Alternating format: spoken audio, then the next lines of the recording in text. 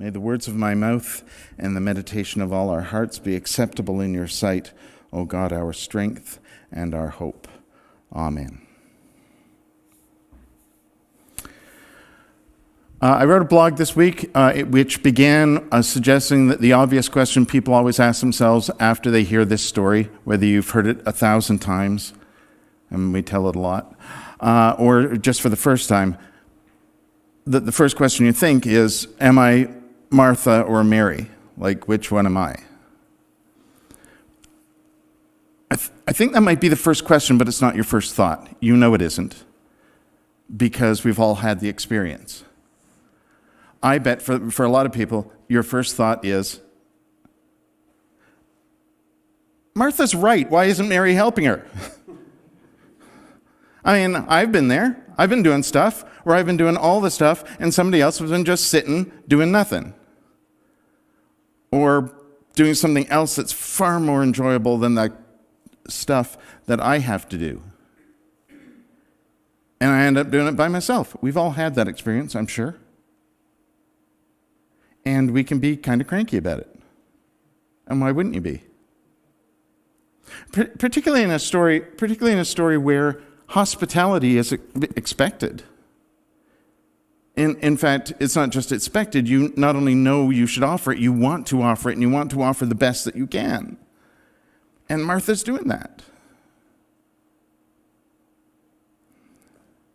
Do you remember? Oh, this is a while back now. There was a commercial on TV at Christmas time where it's a woman who's she's got a really great Christmas sweater on and an apron and everything, and she's bustling around the kitchen and the table and everything, and she's setting everything out and doing it, and the only person there who's doing it, and it looks fantastic, it's amazing, and she sees it all there, and she looks at it, and she looks so happy that it looks so great and everything, and it's ready for the guests, and then the doorbell rings. And she goes to the door, and as she goes to the door, the camera pans back, and she forgot to put her pants or skirt on. Do you remember this commercial? Yeah. Is it at Christmas time? I can't remember who it was for, what it was about. Because whoever made the commercial, their product was completely lost on the fact that makes an incredibly valid point about how we can sometimes get so wrapped up in doing things and wanting things to be perfect, we missed something. See, the story can be heard as Martha does all the work, and she's justifiably cranky because she gets no help.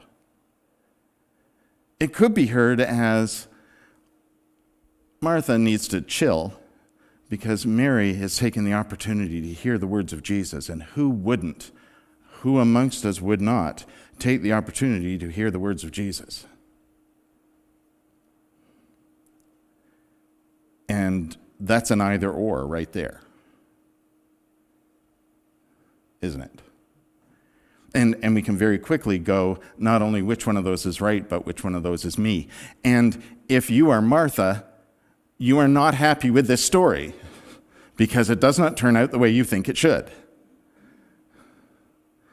It should have turned out with Jesus saying, you're right, Martha, you should have help. Mary, you stay here with me, and all the men get in the kitchen. That was not going to happen, but it would have been great. But it's not about which one is right, generally. It's about which one's doing the right thing in the moment.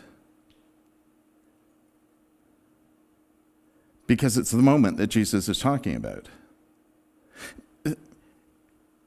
Bigger picture of where this story sits in Luke's gospel. Jesus and the disciples have come to Martha and Mary's house. They've been walking and doing their thing, and Jesus has been teaching. And right before this, he's been responding to a lawyer who wants to know who his neighbor is. And so he tells the story of the Good Samaritan. We heard it last week, which literally ends with the words, go and do.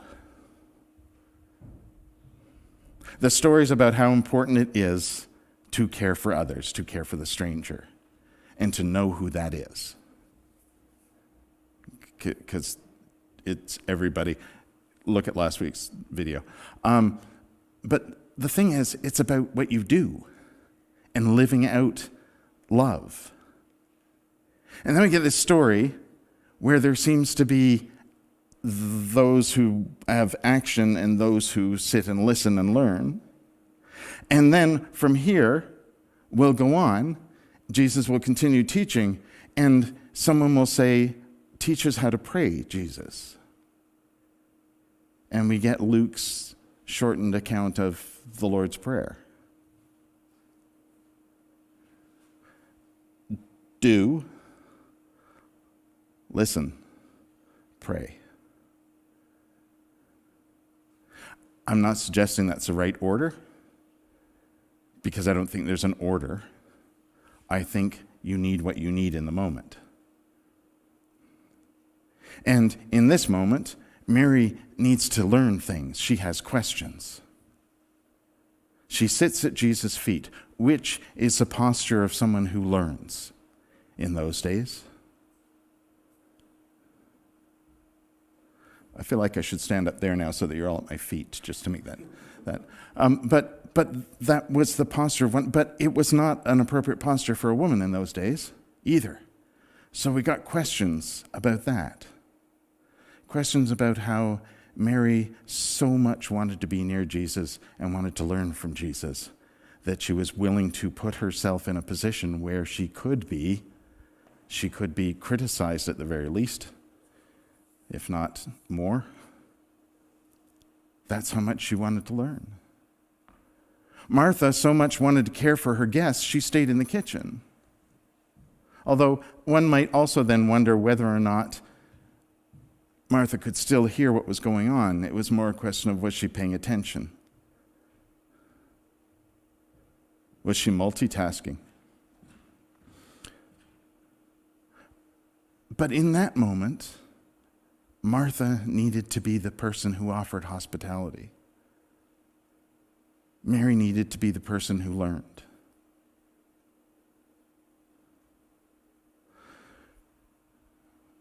We need to be a little bit more discerning, I think, that we are not putting ourselves in the position of we are one or the other, but we are both.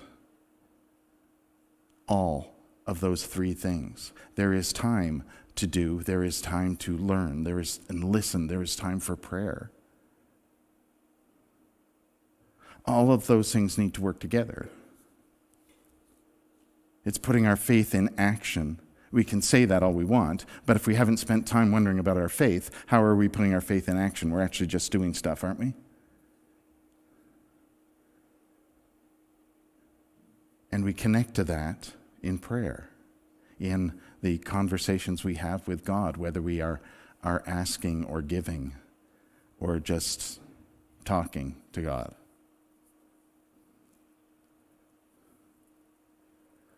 Martha and Mary. It's not Martha or Mary. And in fact, there's a key part of the story that we tend to often miss when we are talking about whether we are one or the other, the doer or the listener. They're sisters. They're siblings. They are one family. They are pieces of one family. There may well be other times, in fact, I suspect this is why Martha was mad, is because there may well have been other times when they did all of this hospitality together. There may have been other times where Mary's the one in the kitchen and Martha is the one who's sitting listening to someone or having a conversation with someone. In this moment, Martha's in the kitchen, Mary is with Jesus.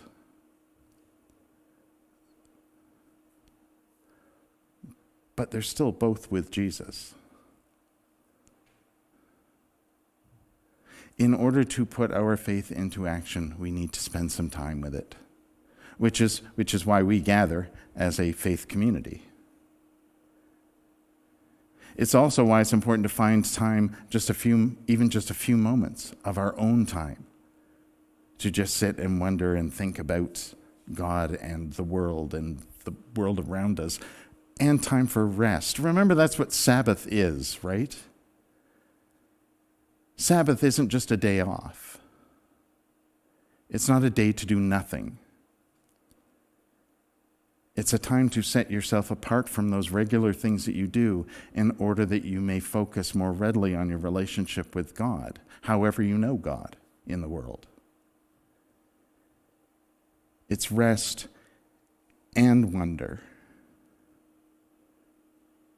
and reflection and thought. We need all of these things together. I think we not only do Martha and Mary, and again, Martha and Mary, a disservice, we do ourselves a disservice if we think that it's Martha or Mary. I think we've known that for a long time. Sometimes I actually think we can get cranky about being told it, but I think we've known it for a long time. Here's one of the ways I think we've known it for a long time. I don't know if there has ever been one in Basha or Ponoka, but many United churches had a women's group called Martha. That's what they called the group, because they did stuff. But they didn't just do stuff. They also took time for prayer and reflection and things.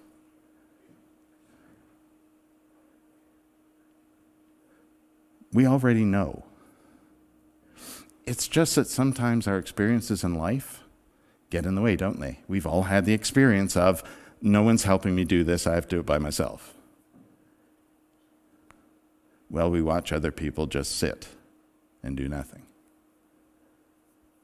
Or what's super annoying is when they're doing what they want to and we know we're not.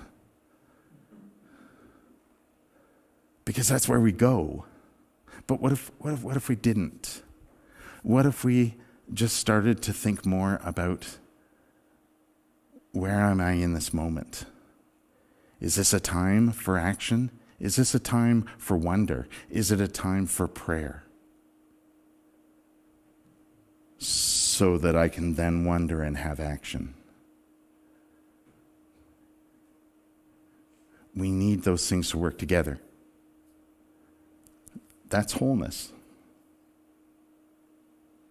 That's the wholeness that we want to be with ourselves, with God, with each other.